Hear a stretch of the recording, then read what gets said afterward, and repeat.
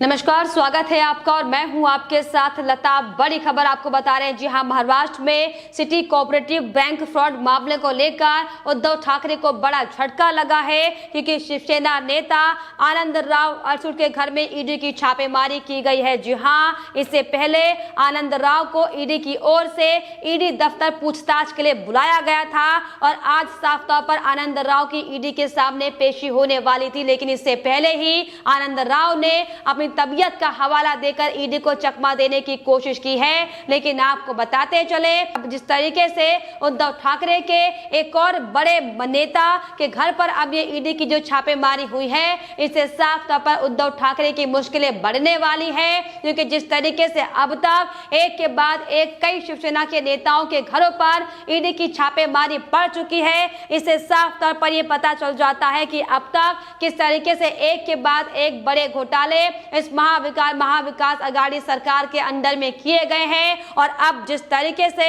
आनंद राव अडसूळ के घर पर ईडी की छापेमारी की गई है, आपको बताते चले कि आनंद राव अडसूळ पर 980 करोड़ रुपए के घोटाले के आरोप लगे हुए हैं। जी हां, तो जिस तरीके से अब तक महाराष्ट्र के पूर्व गृह मंत्री अनिल देशमुख से लेकर परिवहन मंत्री अनिल परब पर ईडी की छापेमारी पड़ चुकी है और अब इसी कड़ी में साफ तौर पर महाराष्ट्र के एक और बड़े नेता यानी कि आनंद राव पर ईडी का शिकंजा कस चुका है, क्योंकि जिस तरीके से लगातार अब तक महाविकास आघाड़ी सरकार के बचाव करने के चलते ही आनंद राव को पिछले 2 सालों से बचाने का काम किया जा रहा था, लेकिन अब साफ तौर पर बार बार शिकायतें बढ़ने के बाद ईडी ने अपनी पूरी जांच में यह पाया है कि जो आरोप आनंद राव पर लगे हुए हैं, दरअसल वो आरोप सही साबित हो रहे हैं, क्योंकि जिस तरीके से आनंद राव सिटी कोऑपरेटिव बैंक के अध्यक्ष हैं और उनकी निगरानी में कई बड़े ऐसे हेरफेर और पैसों की धांधली करने के आरोप उनके ऊपर लगे हुए हैं और लंबे समय से हालांकि इस पूरे मामले को देख रही थी, जिसके बाद आज यानी कि सोमवार को आनंद राव को ईडी के दफ्तर में पेश होने को कहा गया था। लेकिन ठीक उससे पहले जब ईडी आनंद राव के घर छापेमारी करने के लिए पहुंची, वहां पर साफ तौर पर छापेमारी की डर से आनंद राव की तबीयत खराब हो गई है, जिसके बाद उन्हें अस्पताल में भर्ती कराया गया है। जी हां, आपको बताते चले कि अभी हाल ही में ईडी ने आनंद राव से जुड़े कई मामलों को लेकर उनके कई अलग अलग परिसरों पर भी छापेमारी की थी, जिसमें साफ तौर पर कई गहन दस्तावेज ईडी के हाथ में लगे हुए थे, जिसके आधार पर ही साफ तौर पर आज समन के उनको पेशी के लिए समन भेजा गया था। लेकिन महाविकास आघाड़ी सरकार के अलग अलग बड़े बड़े मंत्रियों की तरह ही साफ तौर पर आज एक बार फिर से शिवसेना के बड़े नेता ने यह दिखा दिया है कि वो जांच से बचने की लगातार कोशिश कर रहे हैं, लेकिन ईडी की टीम लगातार अपनी जांचबीन को जारी रख रही है, क्योंकि आनंद राव को अस्पताल भेजने के बाद भी आपको बताते चले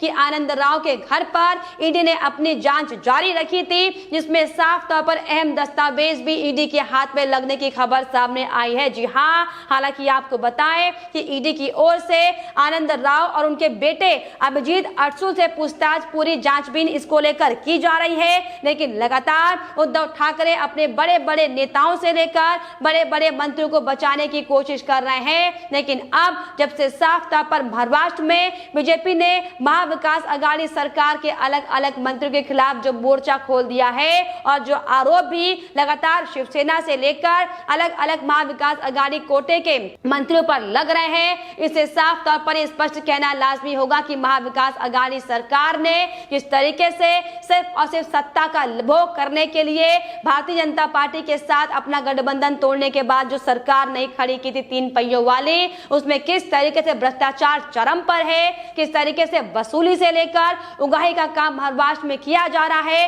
हालांकि इसकी बांगी कई बार हम आपको अपने रिपोर्ट्स में दिखा चुके हैं, लेकिन अब साफ तौर पर एक बार फिर से शिवसेना का जो चेहरा सामने आया कि किस तरीके से गलत तरीके से अपनी शक्तियों का दुरुपयोग करने का काम उद्धव ठाकरे महाराष्ट्र में कर रहे थे, जिसको लेकर आपको बताते चले कि बंडेरा से निर्दलीय विधायक और अमरावती से निर्दलीय सांसद नवनीत कौर राणा के पति रवि राणा ने दरअसल ईडी को लेकर इस पूरे मामले पर शिकायत की थी कि आनंद राव ने पिछले कई सालों से लगातार गरीबों को प्रताड़ित करने का काम किया है और ये साफ तौर पर जो निधि है बैंक की बड़ी बड़ी राशि जो अमाउंट है उसको इधर उधर हेर फेर करने के बाद लगातार अपनी शक्ति का दुरुपयोग करने का काम आनंद राव ने किया है, जिसको लेकर रवि राणा ने कई अहम खुलासे ईडी के सामने किए थे और अपनी शिकायत में साफ तौर पर यह बताया है कि आनंद राव अरसुल पर दरअसल सिटी कोऑपरेटिव बैंक लिमिटेड के जमाकर्ताओं के फंड के 900 करोड़ के दुरुपयोग करने का आरोप लगा हुआ है। और जबकि आपको यह भी बताते चले कि यह भी आरोप अपने याचिकाकर्ता ने लगाए हैं कि पिता पुत्र दोनों की जोड़ी ने मिलकर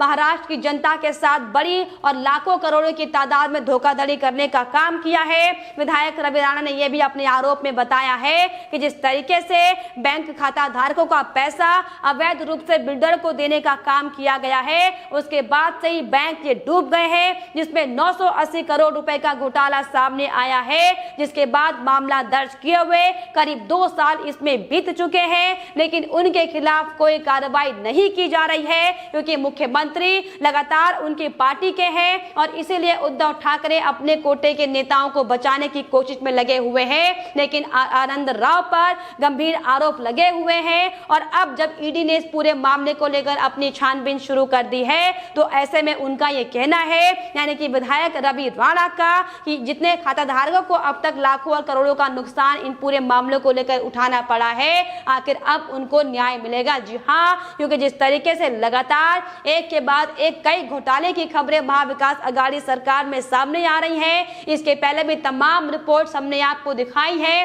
कि कैसे महाराष्ट्र के पूर्व गृह मंत्री अनिल देशमुख पर भी 100 करोड़ की उगाही का आरोप लगा हुआ था। उसके बाद किस तरीके से जो वर्तमान में परिवहन मंत्री हैं अनिल परब, उन पर भी ईडी का शिकंजा कसा था, लेकिन बार बार समन भेजने के बाद भी ये बड़े बड़े मंत्री जांच में सहयोग करते हुए दिखाई नहीं पड़ रहे हैं। और अब जब पिछले कई सालों से आनंद राव पर भी इनके खिलाफ भी कई बड़े हजारों लाखों की तादाद में घोटाले के आरोप लगे हुए हैं, तो इनको भी बचाने का काम उद्धव ठाकरे लगातार कर रहे थे। लेकिन साफ तौर पर जिस तरीके से ईडी का शिकंजा इन तमाम नेताओं पर कसता हुआ दिखाई पड़ रहा है, ये दरअसल बड़ी वजह है कि महाराष्ट्र में महाविकास अघाड़ी सरकार खतरे में आती हुई दिखाई पड़ रही है, जिसको बचाने के लिए, जिससे तमाम आरोपों से बचने के लिए लगातार महाविकास अघाड़ी सरकार पुरजोर कोशिश कर रही है। लेकिन अब जब महाराष्ट्र में साफ तौर पर बीएमसी के चुनाव नजदीक आने वाले हैं, तो ऐसे में जिस तरीके से एक एक कर ये महाविकास अघाड़ी सरकार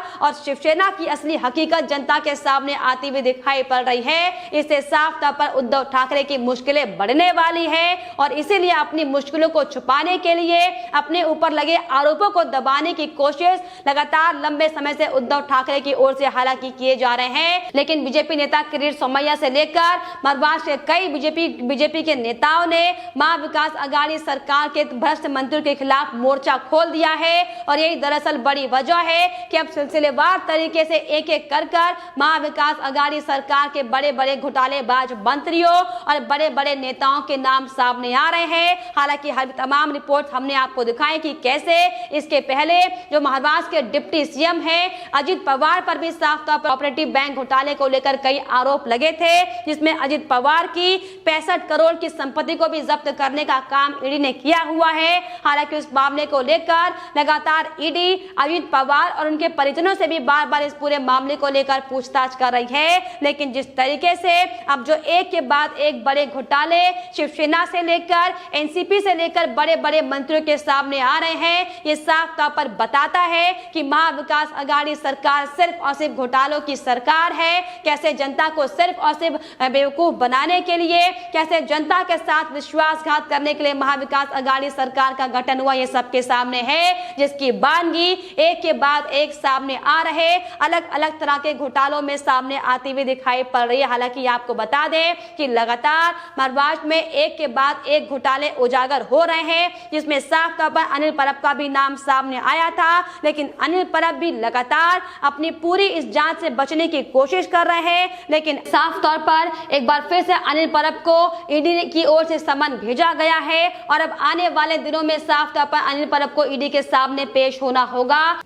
जिसमें साफ तौर पर शिवसेना से लेकर बड़े बड़े एनसीपी के नेता तमाम तरह के बहाने हालांकि बनाते हुए दिखाई पड़ रहे हैं, लेकिन ईडी साफ तौर पर अब इन तमाम घोटालेबाज मंत्रियों के खिलाफ सख्त एक्शन लेती हुई दिखाई पड़ रही है। और यही दरअसल बड़ी वजह है कि अनिल परब से लेकर अनिल देशमुख से लेकर अब जो शिवसेना के बड़े बड़े घोटालेबाज नेताओं के नाम सामने आए हैं, उनके खिलाफ ताबड़तोड़ एक्शन जारी किए जा रहे हैं। और इसी कड़ी में आज साफ तौर पर शिवसेना नेता आनंद राव अरसुल के घर पर भी ईडी अपनी छापेमारी की जांच करने के लिए पहुंची हुई थी, जिसमें लगातार फिलहाल ईडी अपनी छानबीन कर रही है। और दरअसल यही बड़ी वजह है कि महाराष्ट्र में महाविकास अघाड़ी सरकार के मुखिया और शिवसेना के मुखिया उद्धव ठाकरे की मुश्किलें बढ़ती हुई दिखाई पड़ रही है। लेकिन फिलहाल इस पर आपकी क्या राय है, हमें कमेंट बॉक्स में जरूर लिखिएगा। साथ ही साथ हमारे चैनल को सब्सक्राइब करना भी ना भूलें।